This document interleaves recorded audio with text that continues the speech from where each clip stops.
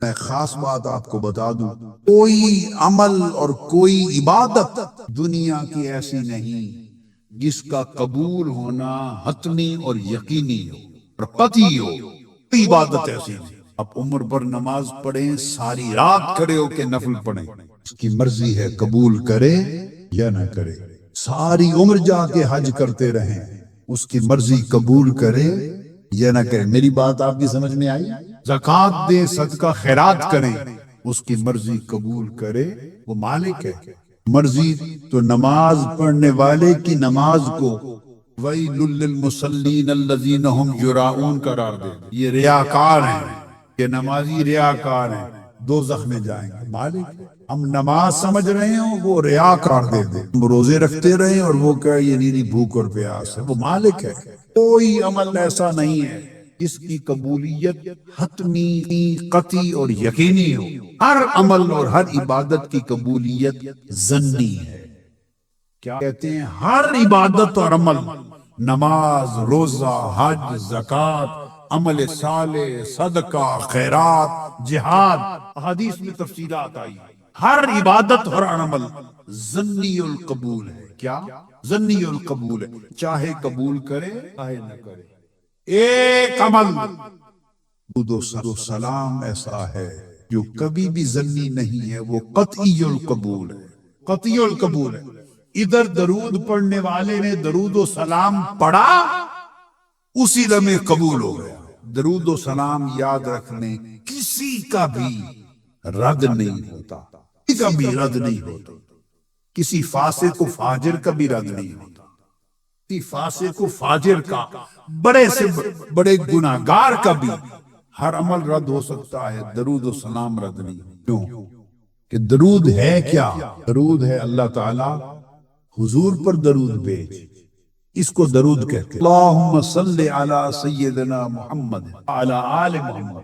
درود یہ ہے کہ اے اللہ حضور پر رحمتیں بھیج، حضور کی آل پر رحمتیں بھیج، بس اس کو درود کہتے ہیں۔ عمل کیا ہے؟ آپ نے کہا اے اللہ حضور پر درود بھیج، رحمتیں برکتیں بھیج، یہ جو آپ نے کہا یہ درود ہے۔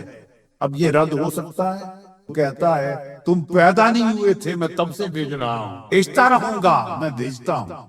تو آپ نے وہ عمل کیا جو عمل خود خدا کر رہا ہے۔ ہر عمل اس لیے رد ہو سکتا ہے کہ اس عمل کا عامل خدا نہیں ہے۔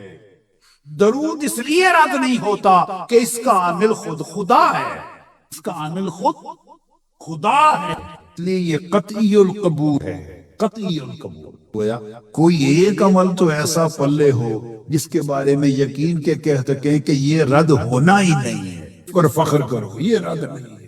ہمیں فرمایا آقا علیہ السلام نے ہمیں فرمایا کہ اللہ پاک نے کہ درود بھیجو میرے مصطفیٰ کی بارگاہ میں، یہ خدمت ہے، نوکری ہے، محبوب کی نوکری ہے۔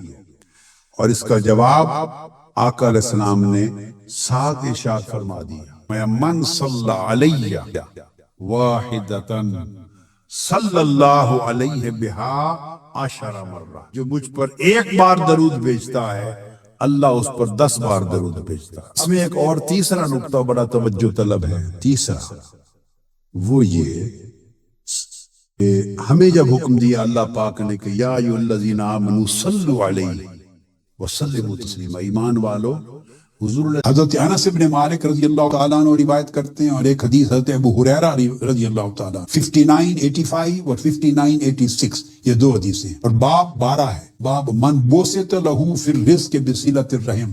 آقا علیہ السلام نے فرمایا جو خونی رشتوں کے ساتھ، رشتہ داروں کے ساتھ بھلائی کرتا ہے، احسان کرتا ہے، ان پہ خرچ کرتا ہے، ان کی مدد کرتا ہے، ان کی مشکل دور کرتا ہے، ان پر جو بھلائی کرتا ہے، اللہ پاک اس کے رزق کو فراخ کر دیتا ہے، اس کے رزق میں کشادگی پیدا کر دیتا ہے۔ ایک حدیث میں فرمایا ان یبسط من احب ان یبسط له فی رزقہ وینسع له فی اثرہ فلیصل رحمہ، جو چاہتا ہے میرے رزق میں وسعت ہو اور میری عمر زیادہ ہو جائے، اپنے خونی رشتہ داروں کے ساتھ احسان کرے، بھلائی۔ اب یہ دراصل ایک بہت بڑا عمل ہے، دعا کی بدل، جس طرح دعا سے اللہ چاہے تو تقدیر بدل دیتا، اس طرح خونی رشتے کے ساتھ بھلائی سے اللہ پاک تقدیر بدلتا۔ اللہ رب العزت نے مزید بیان فرمایا سورہ طلاق میں، اور فرمایا کہ یہ عام آدمی کے سمجھنے کی چیز ہے. وَمَن يَتَّقِ اللَّهَ يَجْعَلْ لَهُ مَخْرَجًا. میں زندگی میں پریشانیاں رہتی ہیں، الجھن رہتی ہے، مصائب و آلام رہتے ہیں، ہم اپ سیٹ رہتے ہیں، تنگیاں پیدا آتی ہیں، زندگی میں پیدا ہوتی ہیں طرح طرح کی. مایا کہ آپ پوچھتے ہیں میں کیا کروں، ہم جاتے ہیں وظیفوں کی طرف، ہم پوچھتے ہیں کوئی وظیفہ دے دیں، کوئی ورد دے دیں، یا دنیاوی طریقے ڈھونڈتے ہیں اس میں حلال اور حرام کا فرق مٹا دیتے ہیں، یہ بھی طریقے ڈھونڈتے ہیں. دین کی طرف آئیں تو اہل دین سے ورد اور وظیفہ پوچھتے ہیں جس سے تنگیاں دور ہوں. ایک وظیفہ آج مجھ سے بھی لے لو، میں جو وظیفہ دے رہا ہوں یہ میرا وظیفہ نہیں ہے، اللہ رب العزت کا دیا ہوا وظیفہ ہے. دیکھو بندے کا دیا ہوا وظیفہ زیادہ طاقتور ہوگا یا اللہ کا دیا ہوا وظیفہ طاقتور زیادہ ہوگا؟ بتائیں، اس کا وظیفہ زیادہ پاورفل ہوگا، اللہ کا دیا ہوگا. اللہ پاک نے وظیفہ دیا. جس کو پریشانیاں ہیں، تنگیاں ہیں، الجھنیں ہیں، مشکلات ہیں، غم ہیں، اندوہ ہیں، اور وہ وظیفہ چاہتا ہے، وظیفہ لے لے. وَمَن يَتَّقِ اللَّهَ يَجْعَلْ لَهُ مَخْرَجًا. اس کو وظیفہ تقویٰ کا دیا. تقویٰ اختیار کر لے، میں اس کو تنگیوں سے راستہ دے دوں گا نکلنے کا، مشکلات سے نکلنے کا راستہ دے. تقویٰ انسان کو مشکلات سے نکلنے کا راستہ دیتا ہے. اس کی راستہ کیا دیتا ہے؟ اس کی تنگی خود فراخی اور وسعت میں بدل دی جاتی ہے. وَيَرْزُقُهُ مِنْ حَيْثُ لَا يَحْتَسِبُ. مالی مشکلات آتی ہیں نا، مالی مشکلات. اب اس مہنگائی میں صاحب ظاہر مالی مشکلات آتی ہیں، ان کا بھی وظیفہ دیتا ہوں. اور وہ وظیفہ کیا ہے؟ وہی من یتق اللہ، تقوی اختیار کرو. یرزقہ من حیث لا یحتسب. میں تمہیں اتنا رزق دوں گا اور وہاں سے دوں گا کہ تمہارا گمان بھی نہیں ہوگا. تمہاری ضروریات پوری ہو جائیں. تنخواہ تھوڑی ہوگی مگر تقوی کے ذریعے تمہاری ضروریات پوری ہو جائیں. انکم تھوڑی ہوگی مگر تقوی کے طریق سے تمہاری مشکلات حل ہو جائیں گی. حل تھوڑے ہوں گے مگر تقوی کے ذریعے مسائل حل ہو جائیں گے. اب کو مسائل حل ہونے سے غرض ہے نا، اس سے تو غرض نہیں کہ کہاں سے آ رہا ہے کہاں سے نہیں. مسئلہ حل ہونا چاہیے. اللہ پاک نے فرمایا من حیث لا یحتسب. اے بندے اس چکر میں نہ پڑ کہ کہاں سے آ رہا ہے کہاں سے نہیں. یہ تیرا کام نہیں، یہ میرا کام ہے. کہاں سے دیتا ہوں میں جانتا ہوں، میں تمہیں دے کے تمہارا مسئلہ حل کر دوں گا. تو تقوی اختیار کر لے، تو تقوی کا وظیفہ کر، تقوی کا وظیفہ کرو. اور وہ کیسا ہے وہ آپ 3 راتوں سے سن رہے ہیں. اللہ دے گا، ہر شے دے گا. اور یرزقو میں صرف روٹی نہیں ہے، کھانا پینا نہیں، اس کو رزق نہیں کہتے. اللہ کی ہر دین کو رزق کہتے ہیں، ہر پروویژن. علم بھی دوں گا من حیث لا یحتسب. تمہیں گمان نہیں کس کتاب سے ہے، کسی کتاب میں ہوگا نہیں مگر تمہیں علم مل جائے گا. کسی حساب و کتاب میں نہیں ہوگا، تمہیں علم ہوگا. کسی لکھنے پڑھنے میں نہیں ہوگا، تمہیں علم کا رزق دوں گا، عمل کا رزق دوں گا، راحت جاں کا رزق دوں گا، نیکی کا رزق دوں گا، جسمانی صحت کا رزق دوں گا، رحمت کا رزق دوں گا، طبیعت کی فراخی کا رزق دوں گا، خوشحالی کا رزق دوں گا، خوش اخلاقی کا رزق دوں گا، اچھے اخلاق کا رزق دوں گا، طاعت کا رزق دوں گا، عبادات کا رزق دوں گا. ہر نعمت اللہ پاک فرماتے ہیں وہ دوں گا جس سے تمہیں خوشحالی نصیب ہو جائے گی. تم آج کے بعد تقوی کی تسبیح کرو، تقوی کا ورد کرو، تقوی کا وظیفہ کرو. سبحان اللہ. اور کوئی پریشانی ہو، رزق میں تنگی ہے، کاروبار میں تنگی ہے، مشکل اوقات ہیں، اس قسم کی چیزوں کے لیے سورہ لإیلاف قریش 11 مرتبہ، پھر 11 مرتبہ سورہ الماعون ارأیت الذی یکذب بالدین، پھر 11 مرتبہ انا اعطیناک الکوثر. خوف ہو، غم ہو، پریشانی ہو، رزق میں کمی ہو، جاب کا مسئلہ ہو، کاروبار میں برکت کا ہو، ان تمام امور کے لیے یہ 3 صورتیں اکٹھی ہیں. ان کو 11 بار پڑھنا ہے. اول آخر 3 بار درود شریف 11 بار پڑھیں. ٹائم کی اجازت ہے آپ کو، ایک ٹائم بنا لیں جو آپ کو سہولت ہو. 2 نفل مغرب کے بعد پڑھیں، صلاۃ الحاجہ، مغرب کی سنتوں کے بعد ہی بشک یہی نیت کر لیں. پہلی رکعت میں قل یا ایھا الکافرون، دوسری میں قل ھو اللہ احد. یہ پڑھ کے 2 رکعت نفل پڑھ کے تو پھر دعا کر لیں. اگر اس ٹائم وقت اجازت دے تو یہ 3 صورتیں جو بتائی ہیں اس کے ساتھ ملا لیں الکوثر تک.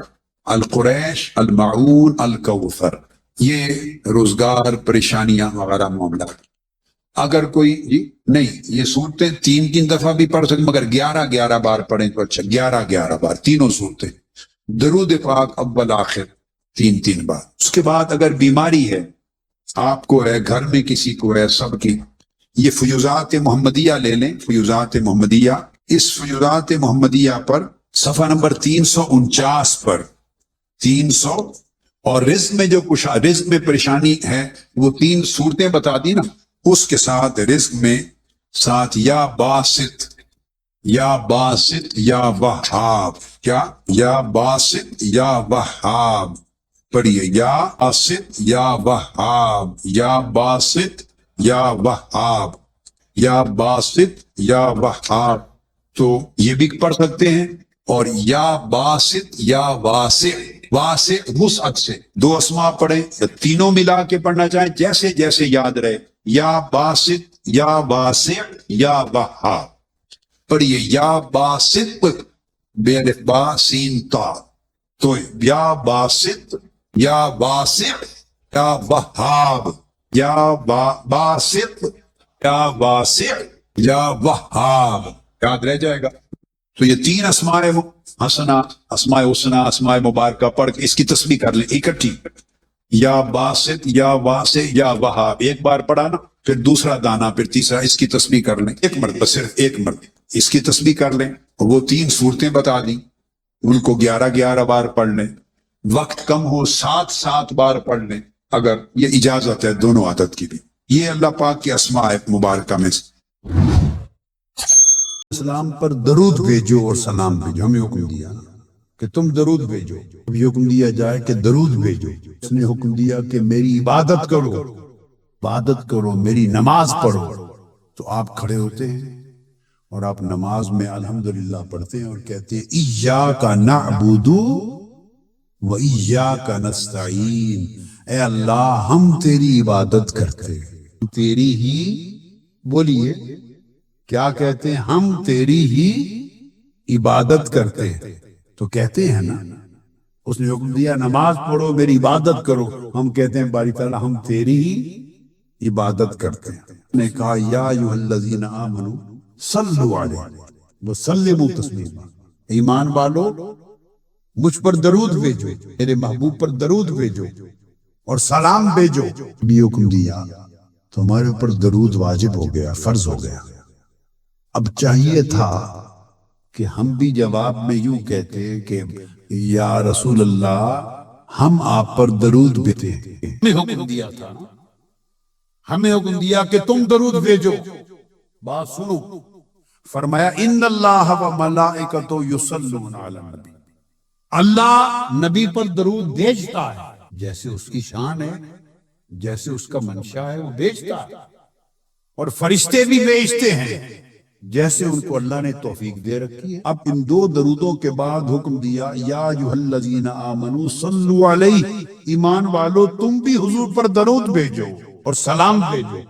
اب چاہیے تھا، ہمیں حکم ہے نا کہ ہم بھیجیں، تو چاہیے تھا کہ اب درود یہ ہوتا کہ یا رسول اللہ ہم آپ پر درود بھیجتے ہیں، انا نصلی علیک یا نبی اللہ، نحن نصلی علیک یا رسول اللہ، نحن نصلی، یہ پڑھنے والا کہتا انا اصلی علیک یا نبی اللہ، میں آپ پر درود بھیجتا ہوں یا رسول اللہ، ہم آپ پر درود بھیجتے ہیں یا رسول اللہ۔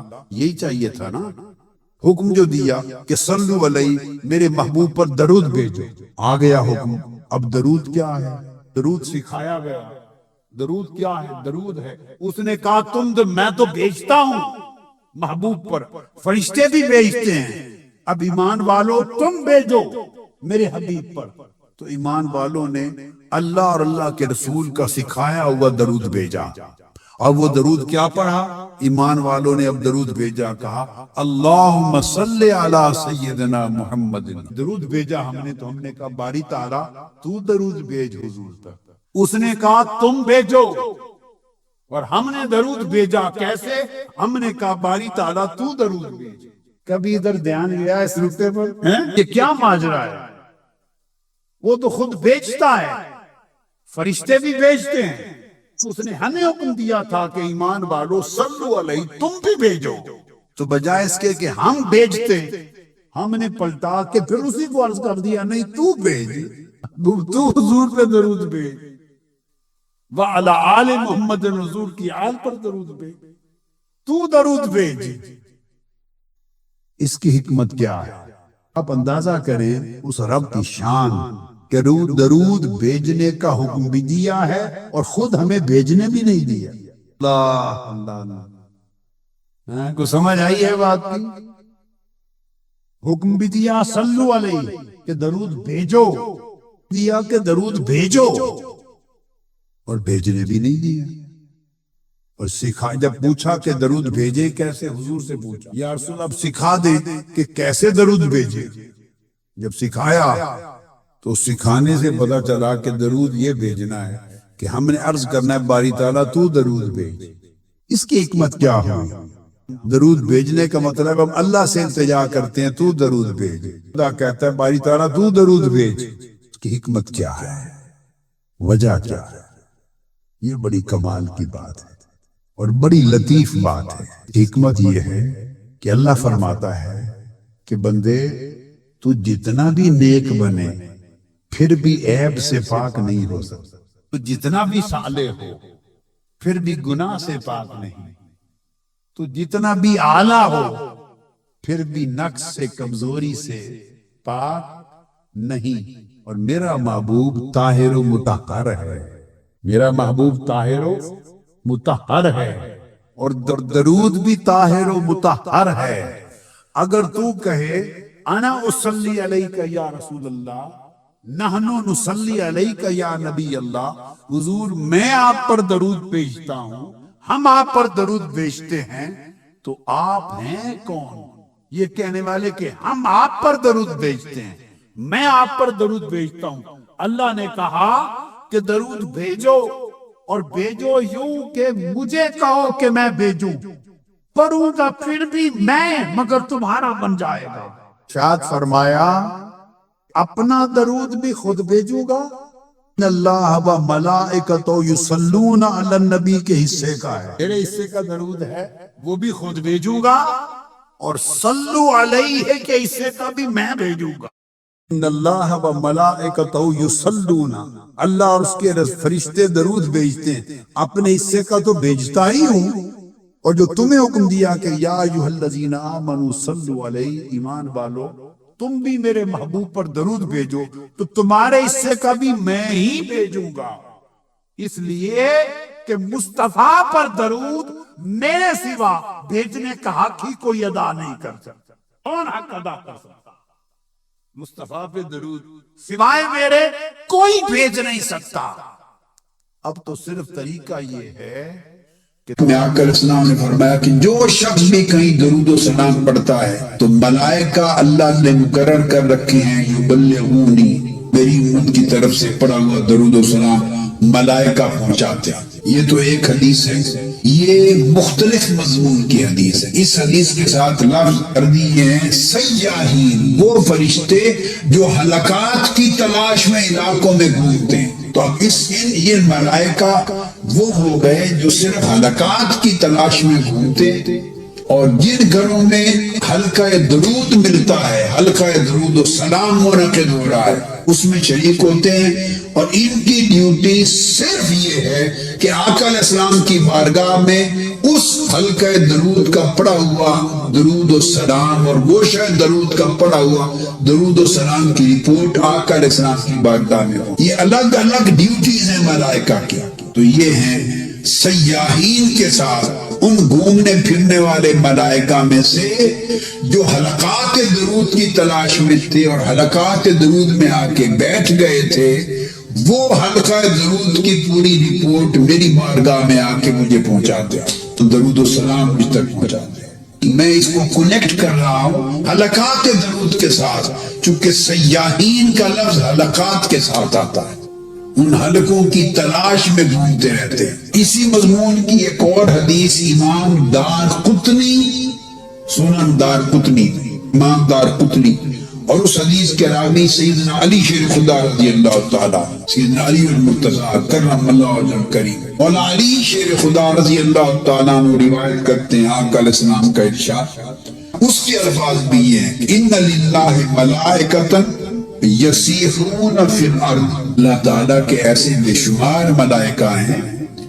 جو زمین میں گھومتے ہیں، سیر کرتے ہیں، چلتے پھرتے ہیں، اور حلقات ذکر کو اور حلقات درود و سلام کو تلاش کرتے ہیں۔ گویا اب یہ جو آپ نے 500 خاندان آج چنے لاہور سے، یہ میری گفتگو پھر آپ اس کو ہر گھر پہنچا دیں، ہر گھر پہنچائیں۔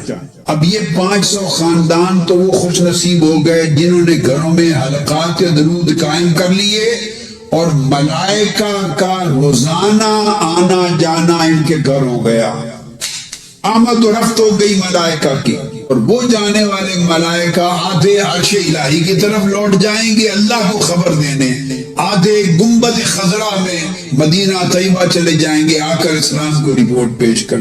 آپ اندازہ کر لیں، اور آپ کا درود و سلام عرش پر بھی پہنچایا جا رہا ہے، حضور الہ میں، حضور الہی میں، اور گنبد خضرا میں بھی پہنچایا جا رہا ہے، حضور نبوت میں۔ اب آپ اندازہ کیجئے کتنی بڑی خوش نصیبی ہے۔ اس تحریک کو اتنا عام کریں کہ تھوڑے ہی عرصے میں لاہور شہر میں 5000 گھر بن جائیں، میں حلقات درود قائم ہو جائیں، 500 سے 5000 تک پہنچا دیں۔ تو آقا اسلام نے فرمایا کہ زمین میں گھومتے پھرتے ہیں، علاقوں میں تلاش کرتے ہیں ان گھروں کو، ان مسجدوں کو، ان حویلیوں کو، ان مرکزوں کو، ان جگہوں کو، ان گھروں کو جہاں لوگ حلقے میں اجتماعی طور پہ مجلس میں بیٹھ کر درود پاک پھر ان میں شریک ہو جاتے ہیں، اور پھر آقا رسول اللہ فرمایا یبلغونی صلاۃ من صلی علی من امتی، جو لوگ امت میں سے میرے اوپر درود پاک پڑھ رہے ہوتے ہیں ان کا درود یہ فرشتے مجھ تک پہنچاتے ہیں۔ اللہ تعالیٰ آپ نے حلقات قائم کر دیے، اللہ رب العزت نے سیاحت کرنے والے اور تلاش کرنے والے ملائکہ آپ کے پیچھے بھیج دیے، جاؤ تلاش کرو، اور وہ گھروں میں حلقات درود کے قائم ہو گئے آپ کے ساتھ۔ اب حلقہ درود کے شرکاء کم نہ سمجھیں، اگر آپ 5 ہیں تو 500 ملائکہ بیٹھے، اب گوشہ درود کی مجلس کو کم نہ سمجھیں، آپ چند ہزار ہیں تو لاکھوں کی تعداد میں ملائکہ آپ کے ساتھ بیٹھتے۔ اور جب جمعرات آتی ہے، آپ کے ہاں کیا ہے؟ جمعرات ہے۔ اب یہ قصہ سن لیجئے، اب کیا ہو رہا ہے آپ کے ساتھ۔ اس حدیث پاک کے سننے سے پہلے سارے باواز بلند حضور علیہ السلام پر درود پاک پڑھیں۔ اللہم صلی علی سیدنا و مولانا محمد وعلی آلہ وصحبہ وبارک وسلم۔ میرے ساتھ مل کے پڑھیے، اللہم صلی علی سیدنا و مولانا محمد وعلی آلہ وصحبہ وبارک وسلم۔ اللہم صلی علی سیدنا و مولانا محمد وعلی آلہ وصحبہ وبارک وسلم۔ صلی اللہ تعالی علیہ یا سیدی یا رسول اللہ۔ اب یہ جمعرات ہو گئی، آپ جمعہ کی رات میں بیٹھے ہیں، آقا تم تو تمہاری زبان میرے محبوب پر درود بھیجنے کے قابل کہاں؟ درود کیا ہے؟ درود حضور کی حمد و ثنا ہے، رفعت ذکر ہے، تو تم حضور کے لیے تم اپنے پاس سے درود نہیں بھیج سکتے، اس لیے تم زبان سے یہ نہ کہو کہ ہم آپ پر درود بھیجتے ہیں، نہ یہ مجال نہیں تمہاری۔ تم پلٹ کے مجھ ہی سے درخواست کر لو کہ باری تعالیٰ اپنے حصے کا تو بھیجتا ہی ہے، ہمارے حصے کا بھی بھیج، اپنا بھی بھیجوں گا تمہارا بھی بھیجوں گا۔ ہو یہ جائے گا جو مجھے درخواست کرے گا کہ مولا ہمارے محبوب پہ درود بھیج، میرے آقا پہ تو درود بھیج، جو درخواست کرے گا یہ اس کے نام اعمال میں درود لکھا جائے گا کہ اس نے درود پڑھا۔ درود اللہ کو پھر درخواست ہے، درود اللہ کو پھر درخواست ہے، حکم بھی ادھر سے آیا کہ درود بھیجو، درخواست پھر ادھر گئی تو ہی بھیج۔ ہم کیا ہمیں کیا معلوم کیا کہنا ہے مالک، ہمیں کیا معلوم کیا کہنا ہے، ہم کیا جانے ان کی شان کیا ہے، ہمیں کیا خبر ان کا مقام کیا ہے، ہمیں کیا معرفت کہ ان کی عظمت کیا ہے، ہمیں کیا آگہی کہ ان کے مقام کی رفعت کیا ہے، ہمیں کیا خبر کہ ان کا جلال کیا ہے، ان کا تنال کیا ہے، ان کے خصال کیا ہے، ان کے نلال کیا ہیں، تیری ان پر شفقتیں کیا ہیں، لطاف لطف و کرم کیا ہیں، عنایتیں کیا ہیں، ان کی بلندیاں کیا ہیں۔ ممکن ہے ہم اپنی طرف سے تعریف کریں اور وہ ان کی نقص شان ہو جائے، ہم اپنی طرف سے تعریف کریں اور وہ ان کی تنقیص ہو جائے، ان کی شان کے منافی ہو جائے۔ نہ ہمیں خبر، نہ ہمیں معرفت، نہ ہمیں ادراک، نہ ہماری زبان پاک، نہ ہمارا فہم بلند، نہ ہم میں اتنی وسعت، نہ توفیق۔ مولا تو نے حکم دیا درود بھیجو، تعمیر ہو گئی، ہماری طرف سے تو ہی بھیج دے، طرف سے بھی تو ہی بھیج دے، اللہ نے ہماری طرف سے بھیج دی۔ تو اب درود قبول ہوا کہ نہیں؟ قطعی طور پہ، قطعی طور پہ قبول ہو گیا نا، رد ہی نہیں ہے۔ رد اس لیے نہیں کہ ہم نے تو اپنی طرف سے کیا ہی کچھ نہیں، رد کیا ہو، ہم پڑھتے تو رد ہوتا۔ آپ سمجھے بات کو، اگر ہم پڑھتے تو رد ہوتا، ہم اگر کہتے کہ میں درود بھیجتا ہوں حضور پر، ہم درود بھیجتے ہیں نبی پر، اگر ہم یوں کہتے تو شاید رد بھی ہو جاتا، کیونکہ پھر وہ ہمارا تھا۔ اب تو وہ جو ہم پڑھ رہے ہیں وہ ہمارا ہی نہیں ہے، وہ تو خدا کا ہے۔ ہم تو اسی کو کہہ رہے ہیں مولا ہم گناہگار ہیں، ہم ناقص ہیں، ہم عیبدار لوگ ہیں، ہمیں سمجھ ہی نہیں کیا کہنا ہے۔ تو جو درود بھیجنے کو میں تو ہی ہماری طرف سے بھیج دے، تو اس لیے ہم نے تو درود میں ایسی کوئی بات ہی نہیں کی جو رد ہو سکے، کوئی لفظ اور جملہ ہی نہیں بولا جو رد ہو سکے۔ ہم نے تو اسی کو کہا ہے تو ہمارا بھی ساتھ بھیج دے۔ یہ درود کبھی رد نہیں ہوتا، گوشہ درود والو، درود کبھی رد نہیں ہوتا۔ یہ 10 دن وہ آپ وہ عمل کر رہے ہیں کہ ہر عمل اللہ نہ کرے کہ رد ہو، مگر رد ہو سکتا ہے۔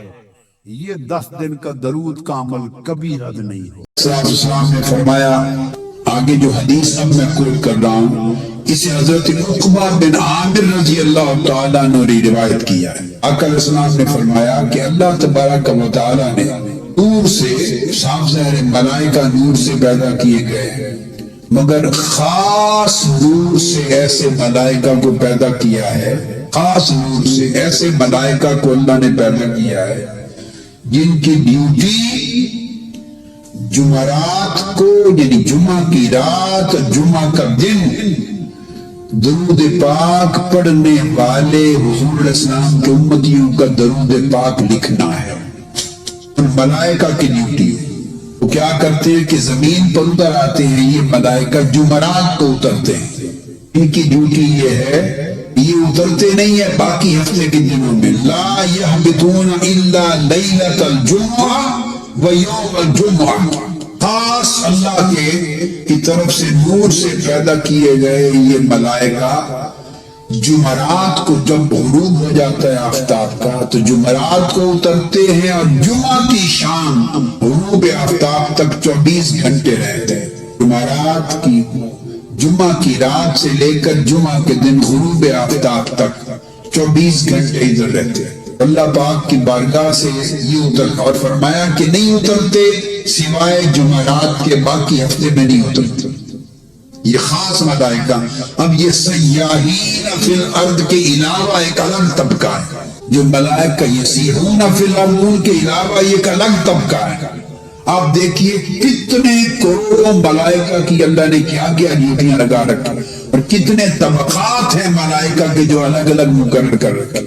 جو سیاحین ہیں، سیارۃ من الملائکہ، وہ تو 24 گھنٹے ہفتے کے 7 دن، سال کے 365 دن ہی ادھر رہتے ہیں، شریک ہوتے ہیں، اوپر جاتے ہیں، پھر آتے ہیں، پھر اوپر جاتے ہیں، وہ تو ہم وقت ادھر رہتے ہیں اور جاتے ہیں۔ یہ وہ ملائکہ ہیں خاص جو جمعرات کو اترتے ہیں، یہ رات کو اور جمعہ کے دن، اور یہ سونے کے قلم لے کر آتے ہیں۔ پھر سونے کے جو قلم ہوتے ہیں اس کے ساتھ اپنی دوات بھی لے کے آتے ہیں، نورانی دوات ہوتی ہے، وہ چاندی کی بنی ہوئی ہوتی ہے، نور کی تختیاں لے کے آتے ہیں، کراتیس، نور کے دفتر لے کر آتے ہیں، پوری نوٹ بک، تو وہ نوٹ بکس لے کے آتے ہیں، اپنی نوٹ بکس ملائکہ لے کے آتے ہیں، نور کے بنے ہوئے نوٹ بکس لے کے آتے ہیں۔ حدیث پاک کے الفاظ سنیے، آقا السلام نے فرمایا لا یکتمون الا الصلاۃ علی النبی صلی اللہ علیہ وآلہ وسلم.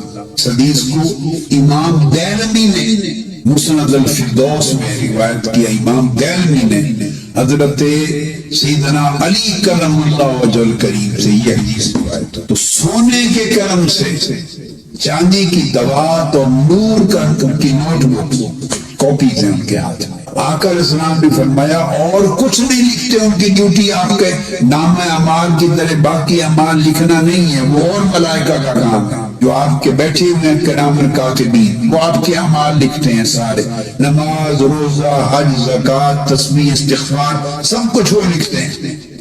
ان کی ڈیوٹی صرف یہ ہے کہ یہ صرف درود پاک لکھتے ہیں. ان کی نوٹ بکس آپ کے درود پاک کے اندر سے بھری ہوئی ہوتی. لا یکتمون الا الصلاۃ علی النبی صلی اللہ علیہ وسلم، سوائے آقا علیہ السلام پر درود و سلام کے اپنی نوٹ بک میں کچھ نہیں لکھتے. اس کا ریکارڈ بناتے ہیں کس شخص نے کتنی بار درود پاک پڑھا، کس نے کتنا درود پاک پڑھا، وہ شاید درود والوں نے اس سال میں کتنا درود پاک پڑھا، اس ماہ میں کتنا پڑھا، حلقات درود میں کتنا بار درود پاک پڑھا گیا، ہر گھر میں کتنا درود پاک پڑھا گیا، وہ لکھتے ہیں، نوٹ کرتے ہیں. آپ اندازہ کر رہے ہیں، سبحان اللہ. اور وہ نوٹ بک لکھا ہوا اس کی سمجھے ایک کاپی اللہ کے حضور جاتی ہے، ایک آقا علیہ السلام کی بارگاہ میں، ایک عرش معلیٰ پہ جاتی ہے، ایک گنبد خضرا پہ جاتی ہے. قیامت کے دن جب آپ اٹھیں گے تو یہ آپ کے سارے خفیہ ریکارڈ ہیں اعمال صالحہ کے. یہ الگ یہاں اچانک جب میزان پر پہنچیں گے، جب آپ کے اعمال تولیں گے تو یہ اس وقت سارے ریکارڈ نکال کے آپ کے نیکیوں کے خانے میں تول پہ رکھ دیے جائیں گے. ان کا وزن اتنا ہوگا کہ سب کچھ بخشوا کے لے جائے گا. درود پاک سب کچھ بخشوا کے لے جائے گا. ایمن لیگ کے ذمے بہت بڑی سعادت آئے گی انشاءاللہ اگر وہ حلقات. عورت کو کہنا ہے، بس ایک گھر کی خاتون خانہ کو کہنا ہے، وہ ساروں کو خود بخود پکڑ لے گی، جکڑ لے گی.